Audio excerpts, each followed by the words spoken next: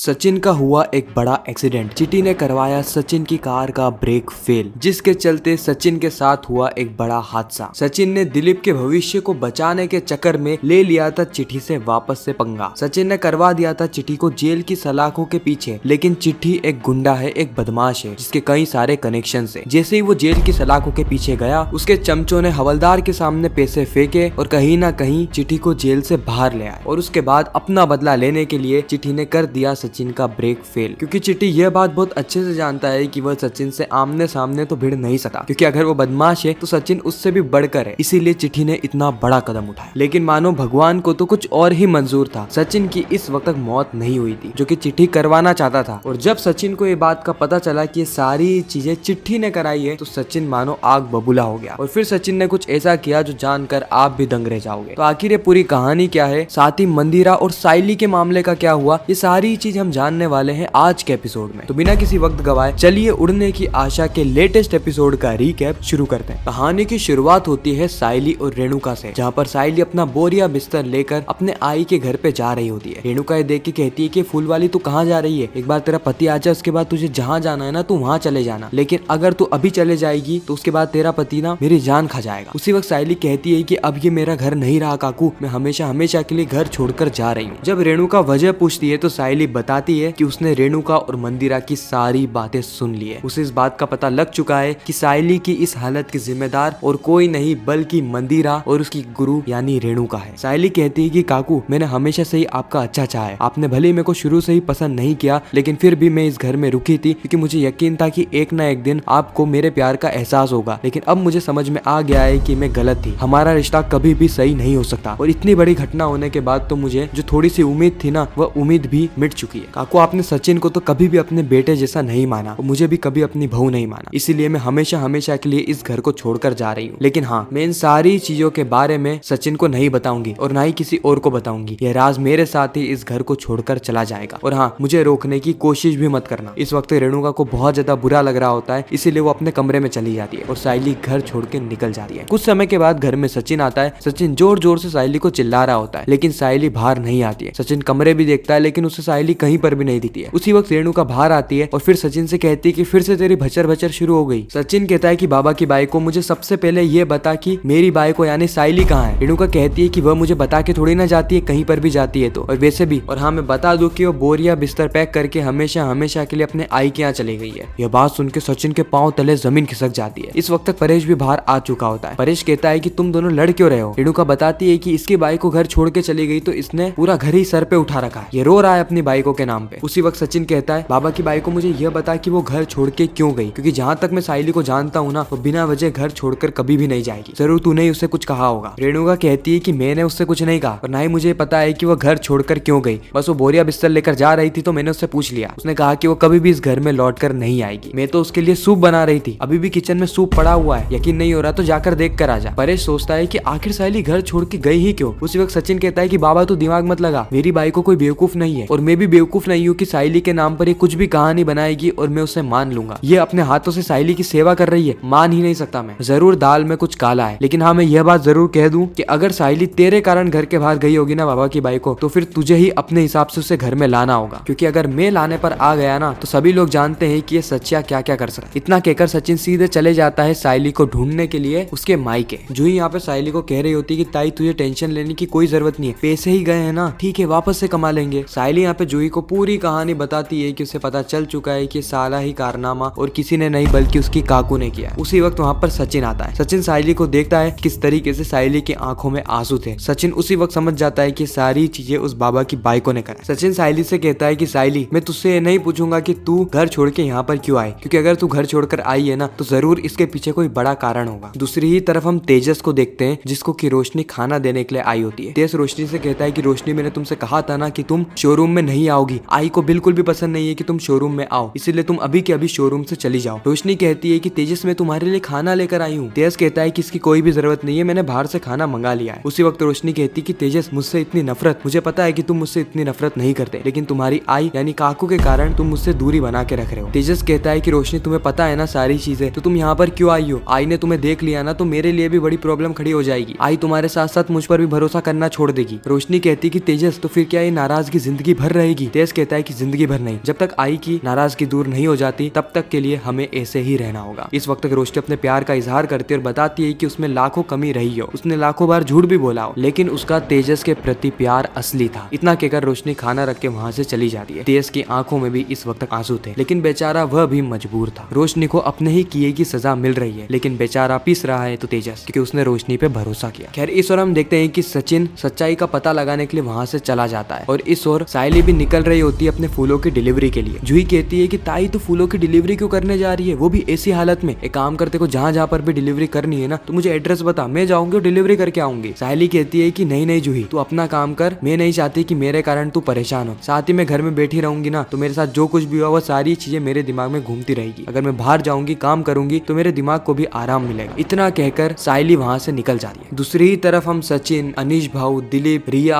आकाश इन चारों को देखते हैं। इन पांचों को, क्योंकि सचिन भी है, ये पांचों ही मिलकर प्लान बना रहे होते हैं कि किसी भी हालत में उस मंदिरा का पर्दाफाश कर ही रहेंगे, क्योंकि इस वक्त तक सचिन को कहीं ना कहीं पता लग चुका होता है कि इन सारी चीजों के पीछे मंदिरा का हाथ है, क्योंकि वो मंदिरा ही थी जिसको कि सायली की घटना से फायदा हुआ है। जो काम सायली को मिलने वाला था, जो कॉन्ट्रैक्ट सायली को मिलने वाला था, वो पैसे जमा करने के बाद पैसे न जमा करने के कारण वह कॉन्ट्रैक्ट मंदिरा को मिल चुका है। इसीलिए सभी लोग प्लान बनाते हैं कि यह लोग जाने वाले हैं मंदिरा के घर में, वो भी इनकम टैक्स वाले बनकर, और वहाँ पर जांच पड़ताल करेंगे और वह सायली के 5 लाख रुपए लेकर सीधे घर लौटाएंगे या फिर पुलिस में जाके मंदिरा की कंप्लेन कर देंगे। अब कहीं ना कहीं ये सारी बातें रेणुका खड़ी खड़ी सुन लेती है। रेणुका अगले ही सीन में पहुंच जाती है मंदिरा के पास। अब इस ओर हम सायली को देखते हैं जो कि जैसे ही स्कूटी से जा रही होती है उसी वक्त एक ऑटो वाला सायली को रोकता है और कहता है कि उसका ऑटो खराब हो गया है और जो ऑटो में पैसेंजर है उन्हें जल्दी से जल्दी हॉस्पिटल जाना है, इसलिए आप प्लीज उनकी मदद कर दीजिए। अब सायली है नरम दिल की, इसीलिए वह उस औरत की मदद कर देती है और यह औरत और कोई नहीं बल्कि जूही की होने वाली सास है, यानी अरुण की माँ। खैर सायली जैसे ही उन आंटी को हॉस्पिटल के बाहर छोड़ती है तो जूही वहाँ पे पहले से ही खड़ी हुई थी। सायली जूही के पास जाती है और जूही से कहती कि जूही तू यहाँ पर क्या कर रही है। उसी वक्त वो आंटी कहती कि जूही तू इसे जानती है। जूही कहती कि हाँ आंटी, यह मेरी ताई है। वो आंटी ये देखकर बहुत खुश होती है क्योंकि ये दोनों ही बहनें उस आंटी के बार बार काम आ रही है और ये दोनों ही बहनें कितने नरम दिल की है। इतना कहकर वो आंटी हॉस्पिटल के अंदर चली जाती है और सायली यहाँ पे जूही को ताने मार रही होती है, यह कहकर कि तू अभी से ही अपने सास का ख्याल रख रही है या फिर उसके दिल में अपने जगह बनाने की कोशिश कर रही है। जूही इस वक्त शर्माने लगती है। खैर इस ओर हम मंदिरा को देखते हैं जहाँ पर रेणुका मंदिरा को सचिन के पूरे प्लान के बारे में बता देती है। तो मंदिरा से कहती है कि अगर सचिन को पता चल गया ना कि यहाँ पर 5 लाख रुपए तो तुम्हें छोड़ेगा नहीं मंदिरा, और तुम्हारे साथ साथ मैं भी फंस जाऊंगी, इसलिए काम करो वो 5 लाख रुपए तुम मुझे दे दो, क्योंकि अगर वो 5 लाख रुपए मेरे पास रहेंगे ना तो वो सबसे ज्यादा सुरक्षित रहेंगे। और मंदिरा इस बात के लिए मान जाती है। मंदिरा 5 लाख रुपए लेके सीधे रेणुका को दे देती है और अगले ही पल हम देखते हैं कि रेणुका के जाने के बाद वहाँ पर सचिन और उसकी पूरी टोली आ जाती है इनकम टैक्स ऑफिसर्स बनकर। मंदिरा यहाँ पे नाटक कर रही होती है कि उसे कुछ पता ही नहीं है और ये सभी लोग मिलके घर की ताकाझाकी करना शुरू करते थे। मंदिरा बार बार मना कर रही थी, बार बार सबको कह रही थी कि घर में कुछ है ही नहीं, ढूंढने के बाद भी कुछ नहीं मिलेगा, लेकिन कोई भी किसी की भी बात पे भरोसा नहीं कर रहा था। पूरा घर छानने के बाद भी सचिन के हाथ कुछ नहीं लगता है। जब सचिन वहाँ से जा रहा होता है उसी वक्त मंदिरा सचिन को रोकती है और कहती है कि क्या हुआ पिद्दी के पति, मुझे पहले से ही पता था कि तू यहाँ पर आने वाला है, इसलिए वो 5 लाख रुपए मैंने पहले ही मास्टरनी को दे दिए थे। जब तक मास्टरनी मेरे साथ है तू और पिद्दी तुम दोनों ही मुझसे जीत नहीं सकते। ये सारी बातें सुन के सचिन का खून खोलने उठा है, इसलिए सचिन तुरंत घर पहुंचता है और परेश के सामने रेणुका की बेइज्जती करना शुरू कर देता है। लेकिन रेणुका इस वक्त तक शांत थी। रेणुका कुछ कहती नहीं है। वो कमरे में जाती है, 5 लाख रुपए लेकर आती है और सचिन को देती है। इसके बाद सचिन और रेणुका दोनों ही ताली मार रहे होते हैं, यानी यह सचिन का ही प्लान था कि रेणुका मंदिरा से 5 लाख रुपए लेकर आएगी। अब क्योंकि गलती रेणुका ने करी है तो सुधारना भी उसे ही पड़ेगा और रेणुका सचिन से हाथ मिला लेती है और फिर ये पूरा ही प्लान होता है। तो क्या यही कहानी है जो कि हमें आने वाले एपिसोड्स में देखने को मिलने वाली है। आप कितना एक्साइटेड है आने वाले एपिसोड्स को लेकर कमेंट सेक्शन में जरूर बताना। मैं मिलता हूँ किसी नेक्स्ट इंटरेस्टिंग वीडियो में, जब तक के लिए गुड बाय।